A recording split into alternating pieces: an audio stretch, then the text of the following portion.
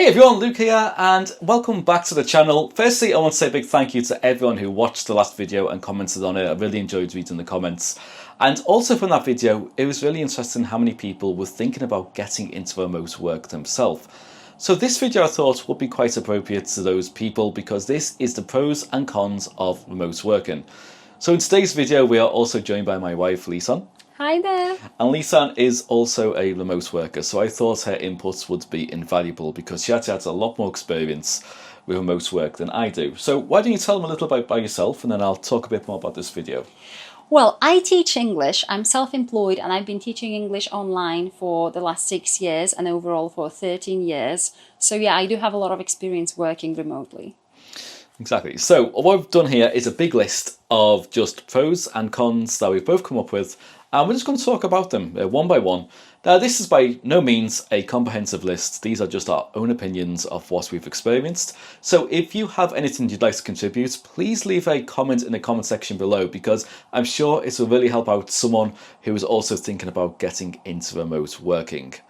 So without further ado, let's start off with this list. And number one on our list is flexible hours and flexible locations. Whilst this may not be true to every single remote job out there, it does seem to be a trend that I found in applying for jobs that there is more of a degree of flexible hours. And my assumption is that just comes from the employers who allow remote working probably understand that those employees who need remote working also want more flexible approaches to how they do the work. So to me, one of the things that is really, really great is having those flexible hours. Now, I just like it because I can kind of start the day a bit earlier or end it a bit later, or perhaps even take a longer lunch, which just allows me to run some errands during the day. Maybe I need to go and get some groceries, go and drop some stuff off at the post office, etc. But it's just really nice having a little bit of flexibility throughout the day. I'd like to add that the most important thing for me is the flexible location. Well, as you know, Luke and I met in Turkey because that's where I moved after the special operation started in Russia. Whereas if I was working non-remotely in Russia, I wouldn't have been able to move to Turkey and work there and spend so much time with Luke. And yeah, so I find it absolutely amazing that I can go to any country and pretty much work there, even if I'm kind of on holiday, so I can combine holidays and work, which is great. That makes a good point, that, because firstly, I don't think I've ever mentioned you're from Russia, actually, because all I mentioned was we met in Turkey, wasn't it? So yeah, Leisan's from Russia, and we actually spent most of our time knowing each other when she was in Turkey.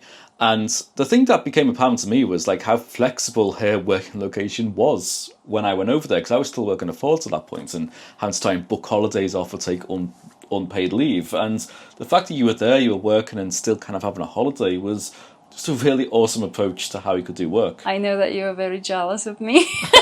Not anymore, now I have the same. Another thing I wanted to mention about flexible hours is being able to condense your hours with certain jobs, and that's something that's really helped me out, is being able to, instead of doing a 5-day week, shift into 4 days and just be able to have a longer weekend every weekend, and that is like a super nice feeling to have as well. Definitely, yeah. Point 2 is that there's no need to commute. For me, this is the most important thing. To be honest, I really enjoy waking up pretty much before my first lesson starts, and I don't have to have breakfast. I can just start my lesson, and then during my next break I can have breakfast if I want to. And when I don't have the pressure to get dressed very nicely, and of course if the weather's bad I don't think about what to wear, you know, so that it's not too cold, it's not too hot, whatever. And yeah, it just takes the pressure off, and I really like it that I don't have to waste 1 hour or even 30 minutes on commute. Yeah, I feel the same, and I think for me it's like I just hate getting up in the winter. It's dark outside, getting up at 7 a.m. or having to be in work for 7 a.m. So you're getting out in the car, sometimes you have to scrape it, it's icy. Compared to being able to just wake up and go downstairs, grab a coffee, grab the laptop, go back up to bed and just begin your morning reports is just such a nice way to ease into the day. And it's not being any less productive, it's just taking it easy while still being productive. And I don't know, it just feels like one of those real quality of life improvements that you don't get on location. This third point is one that I think is a little bit stranger because it's the permission to freak out. And what I mean by that is when I actually started a hybrid role at the beginning of the year for a few days, I freaked out completely, didn't I? Like, I felt completely out of my depth. I was very uncomfortable in the role. And one of the things I really didn't like was that people were watching me all the time doing my job when I was on location. And to me, I like being able to Google something. I like being able to ask ChatGPT something. I mean, I'd like to use all the resources that are available to me to help me out with the situation. But I feel like sometimes when people are watching you and you're trying to be professional, you kind of feel like you don't want to use that stuff because people are like, what, that person doesn't know what you're talking about. And that's the thing, working at home, you can look at that stuff as much as you want. And honestly, it makes a difference. It's just like using a calculator to do maths. It's a tool. I think you should be able to use a tool when it's there. So it's also nice to know that even if I have something like a pillow on the couch, I could scream into it as loud as I wanted to if I wanted to absolutely freak out. Now, not that I've ever done that. No. If you do ever find me doing that, get me some help. But, you can imagine doing that in an office, though. That's a totally different thing. You would be... People would really be worried You'd about put me you. on medical leave, probably, if you did that. So, that just flexibility to, just deal with stress and anxiety your own way with no one looking, I think is just a really nice hidden benefit, I think, that it's not that obvious, I think. Yes. Well, I'm a teacher, so I have to perform all the time. To be honest, I'm kind of used to the fact that people always watch me, and that's very different to just being in office and working, because it's not like during my lesson I can take time off and relax. No. But so for me, it's also important that after my lessons or between them, I can just relax knowing that no one's watching me. That's a really good point. Absolutely. And that brings me on to the next one, is the ability to be loud. And I just think because you're in an office environment, you have this kind of social etiquette where you can't put music on, for example, you need to wear earphones and such. But at home, I've got music on in front of me, I've got my guitar, I can sing away, I can just make my own noise. I mean, I know she can't, but I can, it's just... Luke's a very noisy person, so I have to apologize, when he's playing the guitar, I tell my students, just Luke playing the guitar again. So...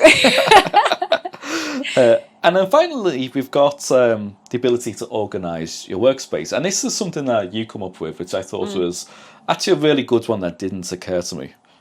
I guess for me, I don't know if it's a personal thing or maybe everyone's like that, but I really like to organize my desk and things on the desk and my background the way I like it. And I feel it's important to me, both like practically and visually.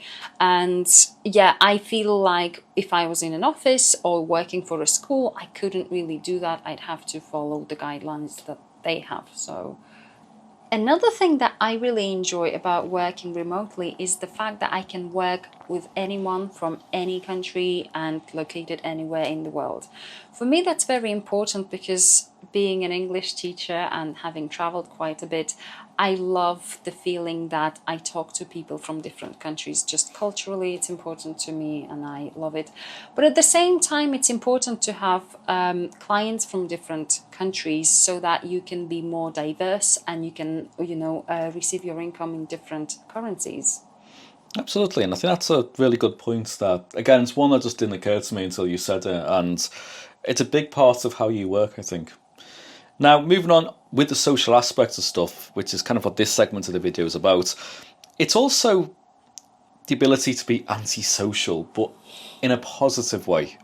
I'm going to get back to this as a con in a second, but I find when you're in an office, you get so many noises and distractions of just office gossip, people talking, things happening outside, or of course, people coming up to you and just asking, do you have this, do you have that, and completely breaking your concentration. And I think it probably must bring productivity down by 40%. It's crazy. Honestly, I only worked in an office for 1 month in my life because the rest of my life I went to a school or anywhere I worked only to teach my lessons, and I did lesson preparation at home. But this time I worked in an office for a month, and that was the least productive month in my life because people just kept talking, asking questions, and I thought, when do I actually work? When do they actually work? Feels like no one's working. Now, you could look at this two ways. You could be, well, let's say you're 40% more productive working from home. So you could either get 40% more work done or get 40% more time to yourself. True. So just be careful which way you make that one swing, whatever goes in your favour. Now, the thing is people probably don't know this about me on the channel, but I have ADHD, and my concentration is awful at times, much to probably your frustration. And again, that's where having that ability to shut out the world, and even like you said before, organising your own workspace really helps in just being able to keep your concentration focused and not breaking it. And that's the wonder of email. Instead of people coming up to you all the time and going, hey, do you have this piece of paper? Or, can you have a look at this for a second? They can send you an email. You can get back to them in 5 minutes, 10 minutes, or even an hour later. But the beauty is, you're working on a particular task at the moment, there's particular segments, you're focused, you can get finished. And that, I think, is a big, massive bonus. Now, moving on to the cons, and this one's pretty much flipping the coin, because the last point I made was the ability to be antisocial as a pro. Well, here it is as a con. The thing is, if you're working on a laptop, everything you're doing in terms of interacting with people is either emails, voice calls, or just webcam. And it's just not quite the same as actually being like face to face to someone. And to me, what I found, it's harder to make actual real good connections with my current colleagues compared to when I was actually in a job face to face with people, because I think you just don't get that ability just to go and have a spot of lunch with them and just have general small talk. To me, any interaction always seems to be with a purpose behind it. It's always professional.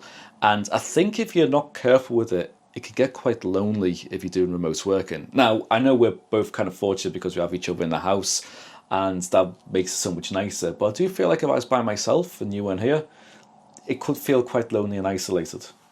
I think, again, it depends on what you do too. In my case, to be honest, I do see a lot of people. I do see them, but I see them online, right? All my students, I keep seeing lots of people. But I think the level to which you get lonely depends on how active you socially are outside of work. Because if, like, let's say we had an amazing social life with friends, relatives, you know, maybe we joined some different clubs, we wouldn't feel lonely, kind of thing. But yeah, if you only work and then you don't really meet anybody else offline, I guess that's the way it feels. Absolutely. And this brings me to the next point of you can be restricted to home too much. Now, we talked in the pros of the ability to kind of go anywhere and work wherever you want, but the reality is most of the time you're going to default to being at home because it's the path of least resistance. And I think, you know, we do see some people who are digital nomads who go to great places, they go to beaches, lovely cafes, restaurants, resorts, etc., and they consistently do it. But I would argue that the majority of us probably spend our time at home when we're doing remote working. And I think this is something you find a bit more restrictive than me because, well, I drive and you don't. That's one thing. And another thing is, again, it depends on how many video calls you have with people and how noisy your surroundings get. Because maybe if you're just coding or doing something like that, you don't really interact with people much, as on video calls, that's okay, that you can kind of go to places. But in my case, because I teach, and for me, the fact that it's quiet and the stable internet connection is essential. Without them, I can't really have good video calls. So that's another reason why I tend to stay home, because coffee shops are quite noisy. Yeah. Which is definitely why it's important to try and get out of the weekends. We make sure we try and go out to the weekends and just go somewhere outdoors, a bit more of a nature feeling. And one of the main reasons we're trying to move to the States is just the place we want to go is a lot more accessible. Just you can walk out your door and do nice things. Now, you brought up a good point again, which is one on here. You've just talked about stable internet. Yeah. Unfortunately, I find it when we go and travel somewhere, even if we stay at a good hotel, they normally don't have good connection because the router is somewhere else. So same with coffee shops, and with coffee shops there may be too many people connected, and even if the connection shows that it's good, actually it's quite slow. So those things can be restrictive too, I find. Yeah. Finally, we're on to the last 2 points, which quite frankly are important points to me, because these are points that are important enough for me not to want to stay as a remote worker long term. So the first one to me is eye fatigue, because if you're a remote worker, you're looking at a screen all day. And the thing is, the way we live today, we're looking at screens in our free time as well. So all day working, all day in the evening, we're looking at screens. It's just a bit too much. And to me, I don't want to end up looking at screens after I've finished work. Yeah. So kind of that pleasure of watching movies or playing video games. It's just not kind of the same as it used to be. And well, it's nice to be able to go outside and enjoy stuff. You can't always do that. True. Yeah, I feel the same, and on top of that, I sometimes get headaches after looking at the screen for such a long time. Absolutely, I can feel the same thing myself, looking at stuff. I mean, I'm starting to wear glasses just when I'm working to take the glare off a little bit, and I'm always putting eye drops in because my eyes are dry. Now, because we're kind of talking about health as well, that brings me on to the last point, which is health. And I don't feel healthy being a remote worker. Like, I can physically feel my health is not as good as it was when I was working on location doing stuff. Or maybe you're just getting older. Oh, yeah. Well, let's blame the remote work.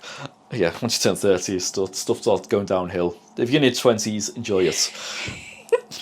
If you're in your 40s, let's not talk about that. So yeah, I just don't feel healthy. My back has been in agony since I've started remote working. Like, I've never had a good back. Since you've known me, I've always had some type of back pain.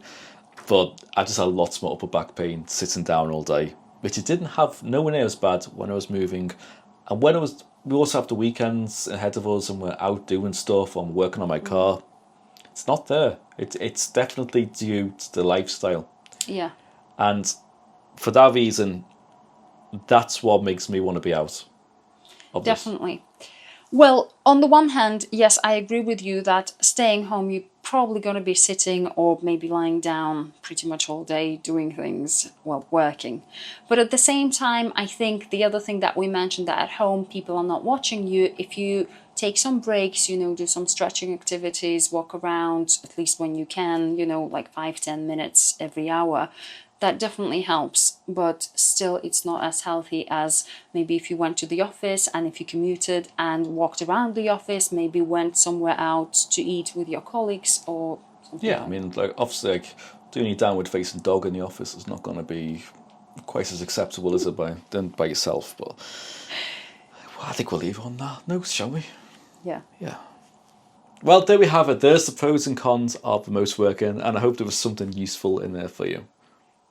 I want to say that everything we said is relevant to us. I know that some other people have different situations. For instance, IT people who I work with a lot say that they often prefer going to the office because it's quieter there because they have children at home, but that's not relevant to us. Yeah. Or you could argue sometimes flexibility makes it easier with children, of the hours and location. So individual situations, of course. But anyway, yeah, thank you all for watching. If you got this far into the video, congratulations. And do us a favour as well, if you could just give us a like and subscribe at the moment while we try and build this channel. We need to get to 1,000 subscribers, which would be amazing. And if you have your own thoughts of pros and cons, again, please leave a comment in the comment section below. But until then, thank you all for watching. See you soon. And as always, take care. See ya.